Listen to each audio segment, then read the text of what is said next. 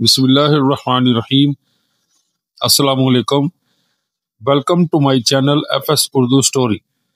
Hello viewers, امید کرتا ہوں آپ سب خیریت سے ہوں گے۔ تو بڑھتے ہیں اپنی کہانی کی طرف۔ داستان امیر حمزہ، ایپیسوڈ 35۔ زدپین بختک اور نوشیرواں کو تھوڑی دیر کے لیے یہیں چھوڑ کر ہم آپ کو ایک نئی دنیا میں لیے چلتے ہیں۔ اس دنیا کو کوہ قاف کے نام سے یاد کیا جاتا ہے۔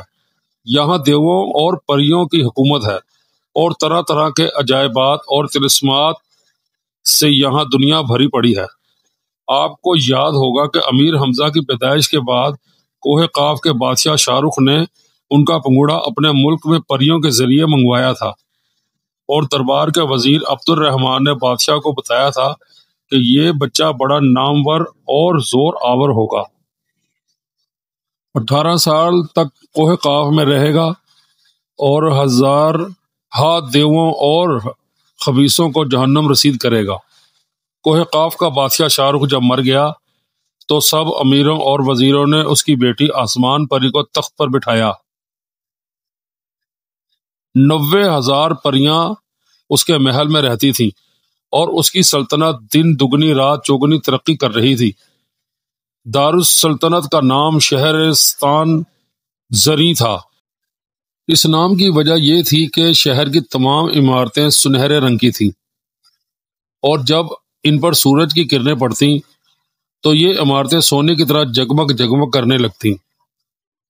کوہ قاف کے مغربی حصے پر ایک ظالم دیو کی حکومت تھی، اس کا نام عفریت تھا۔ آہستہ آہستہ اس نے اپنی طاقت بڑھانی شروع کی اور ارد گرد کے علاقوں پر قبضہ کرنے لگا۔ دراصل اس کی نیت یہ تھی کہ پورے ملک پر قابض ہو جائے۔ اس نے ایک روز دیووں کی 10,000 فوج کے ساتھ شہرستان زریں پر حملہ کر دیا۔ پریوں نے چند روز تک تو دیووں کا مقابلہ کیا، مگر کہاں تک بس چلتا۔ آخر انہوں نے بھاگنا شروع کر دیا اور اپنے شہر کو دیووں کے رحم و کرم پر چھوڑ دیا۔ آسمان پری کا ایک وزیر جس کا نام سلاسل تھا، علم نجوم میں بہت مشہور تھا۔ پریشان ہو کر آسمان پری نے سلاسل وزیر کو طلب کیا اور کہا کہ حساب لگا کر بتا، ہمارا ملک اور ہماری دولت ہم کو دیووں سے واپس ملے گی یا نہیں؟ وزیر سلاسل نے دیر تک حساب لگایا اور خوب غور کرتا رہا۔ آخر خوش ہو کر کہنے لگا، اے بادشاہ زادی مبارک ہو، میرا حساب بتاتا ہے کہ تیرا ملک اور تیری دولت تجھے ایک آدم ذات کے ذریعے واپس ملے گی۔ یہ سن کر آسمان پری حیران ہوئی اور پوچھنے لگی، جلد بتا کہ وہ آدم ذات کہاں ہے اور کون ہے؟ اس کا نام حمزہ ہے، نہایت حسین اور بہادر جوان ہے، اس پر پیغمبروں کا سایہ ہے، یہی وجہ ہے کہ دنیا کا کوئی پہلوان اسے ہرا نہیں سکا۔ دیووں کے سردار عفریت کی موت اسی حمزہ کے ہاتھوں لکھی ہے۔ اگر وہ کسی طرح کوہ قاف میں آ جائے تو تمام پریشانیاں اور مصیبتیں دور ہو سکتی ہیں۔ وہ بھلا یہاں کیسے آ سکتے ہیں؟ آسمان پری نے کہا، آپ فکر نہ کیجیے، ان کو لانا میرا کام ہے، وزیر نے جواب دیا۔ تب آسمان پری نے بہت سے زر و جواہر وزیر سلاسل کے سپرد کیا اور کہا کہ مکے جاؤ اور ہماری جانب سے یہ تحفے امیر حمزہ کی خدمت میں پیش کر کے درخواست کرو کہ وہ کوہ قاف تشریف لائیں۔ وزیر سلاسل نے پریوں کا ایک گروہ اپنے ساتھ لیا اور دم کے دم میں کوہ قاف سے اڑ کر مکے پہنچا۔ امیر حمزہ اس وقت خانہ کعبہ کے قریب بیٹھے عبادت کر رہے تھے۔ یکایک پریوں کا غول ظاہر ہوا اور خوشبودار میووں کے کئی خوان سامنے رکھ کر غائب ہو گیا۔ امیر حمزہ ان پریوں اور میووں کے خوان دیکھ کر حیران ہوئے، پھر عمرہ یار کو بلایا اور حکم دیا، جاؤ یہ سارا میوہ شہر کے لوگوں میں تقسیم کر دو۔ عمرہ نے خوان مزدوروں کے سر پر رکھوائے اور شہر میں لے گیا۔ جس نے بھی یہ میوے کھائے بے اختیار تعریف کرنے لگا۔ اگلے روز امیر حمزہ پھر خانہ کعبہ میں گئے اور عبادت میں مشغول ہو گئے کہ پریاں نمودار ہوئیں۔ ان کے سامنے سلاسل وزیر بھی تھا۔ امیر حمزہ نے ان سے کہا دیکھو تمہیں حضرت سلیمان علیہ السلام کی قسم ہے غائب نہ ہونا، اپنا حال مجھ سے کہو کہ یہاں کیوں کر آنا ہوا۔ پریوں نے سارا حال سچ سچ کہہ سنایا۔ امیر حمزہ حیرت سے سنتے رہے، پھر کہنے لگے خدا کے فضل سے میں عفریت کو مار سکتا ہوں، لیکن کوہ قاف یہاں سے بہت دور ہے، وہاں تک پہنچنے کے لیے برسوں چاہیے۔ اے امیر آپ فکر نہ کیجیے، پریوں نے کہا، ہم پلک جھپکنے میں آپ کو لے جائیں گے اور 18 روز بعد یہیں واپس پہنچائیں گے۔ یہ سن کر امیر حمزہ نے رضامندی ظاہر کی اور اپنے دوستوں سے ذکر کیا کہ وہ کوہ قاف جانا چاہتے ہیں تاکہ عفریت دیو کو ہلاک کر کے آسمان پری کا تخت و تاج واپس دلائیں۔ امیر حمزہ کے دوست غمگین ہوئے کیونکہ انہیں ایک پل کی جدائی بھی گوارا نہ تھی۔ عمرو یار نے روتے ہوئے پریوں سے کہا اچھا تم امیر کو اپنے ساتھ لے جاؤ، لیکن 18 روز بعد یہاں ضرور پہنچا دینا، ورنہ یاد رکھو عفریت نے وہ سلوک تمہارے ساتھ نہ کیا ہوگا جو میں کروں گا۔ امیر حمزہ نے دوستوں سے رخصت ہوتے وقت کہا میں عمرو اور شہزادی مہر نگار کو اپنا نائب مقرر کرتا ہوں، ان کی تعظیم اسی طرح کی جائے جس طرح میری کی جاتی ہے۔ یکا یک ایک خوشنما اڑن کھٹولا نمودار ہوا جسے 6 پریاں اٹھائے ہوئے تھیں۔ امیر حمزہ اس اڑن کھٹولے پر سوار ہوئے اور پھر آہستہ آہستہ یہ کھٹولا آسمان کی طرف اڑا۔ امیر حمزہ کے دوستوں اور خیر خواہوں کی آنکھوں میں آنسو تھے اور سب دعائیں مانگتے تھے کہ وہ خیریت سے اپنے شہر واپس آئیں، لیکن اسی روز بزرگ جمہر کا ایک خط عمرو یار کے نام آیا۔ اس میں لکھا تھا عزیز بیٹے عمرو کے نام، تم پر سلامتی ہو، تمہیں اور تمہارے تمام دوستوں کو معلوم ہو کہ امیر حمزہ کوہ قاف میں 18 دن کی بجائے 18 سال تک رہیں گے، کیونکہ یہی ان کی قسمت میں لکھا ہے۔ وہ کوہ قاف کی بلاؤں اور دیووں کو فنا کر کے شہر تنجا میں تم سے آن کر ملیں گے، بس تم یہاں سے کوچ کر کے شہر تنجا جاؤ، خدا وہیں حمزہ کو تم سے ملائے گا۔ بزرگ جمہر کا یہ خط پڑھ کر سب رونے لگے۔ عمرہ نے ان کو تسلی دی اور کہا کہ اب رونے سے کیا فائدہ، بہتر یہی ہے کہ صبر سے کام لیا جائے، کوشش کرو کہ ہمارے دشمن اس خبر کو نہ سنیں۔ یہ کہہ کر عمرو نے سفر کی تیاریاں شروع کی، شہزادی مہر نگار کو سیاہ قطاس پر سوار کرایا اور 40,000 غلام اور بہت سی لونڈیاں باندیاں ساتھ کی۔ مقبل وفادار کو 4,000 سپاہی دے کر مکے کی حفاظت کے لیے چھوڑا اور خود مغرب کی جانب روانہ ہوئے۔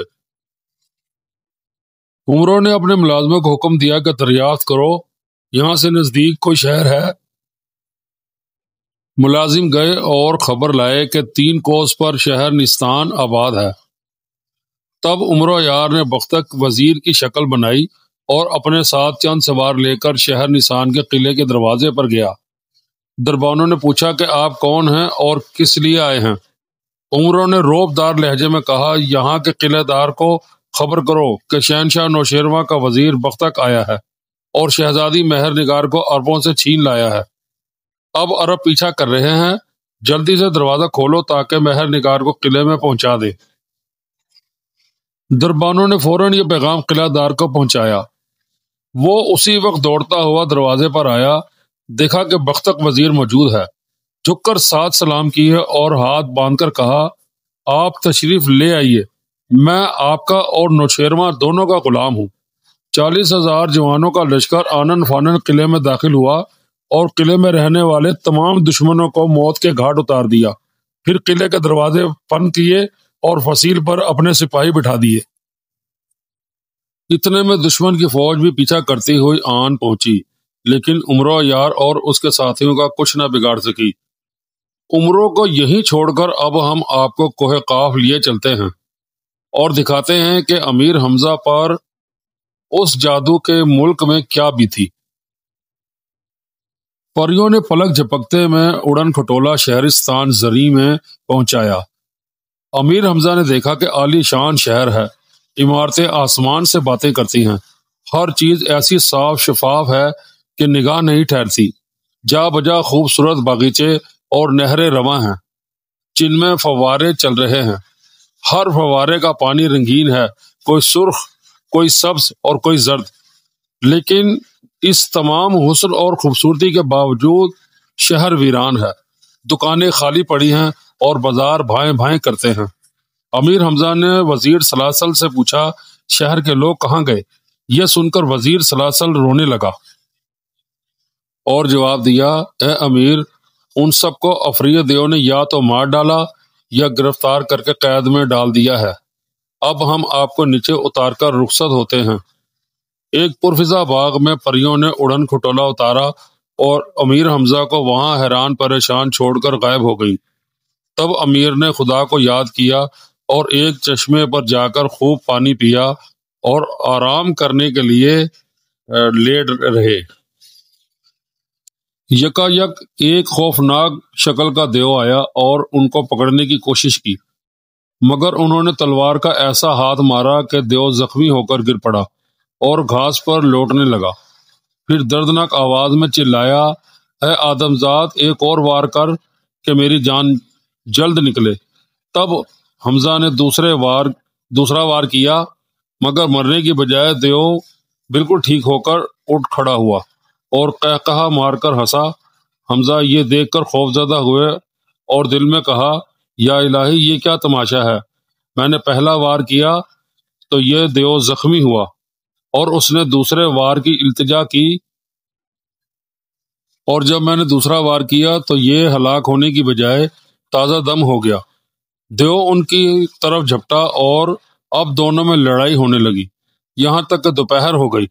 آخر دیو نے کہا، اے آدم ذات، آفرین ہے تجھ پر، قسم ہے حضرت سلیمان علیہ السلام کی کہ میں نے تجھ جیسا بہادر آدمی پہلے کبھی نہیں دیکھا۔ اب دوپہر سر پر ہے، مجھے آرام کرنے کی مہلت دے، اس کے بعد پھر میرا اور تیرا مقابلہ ہوگا۔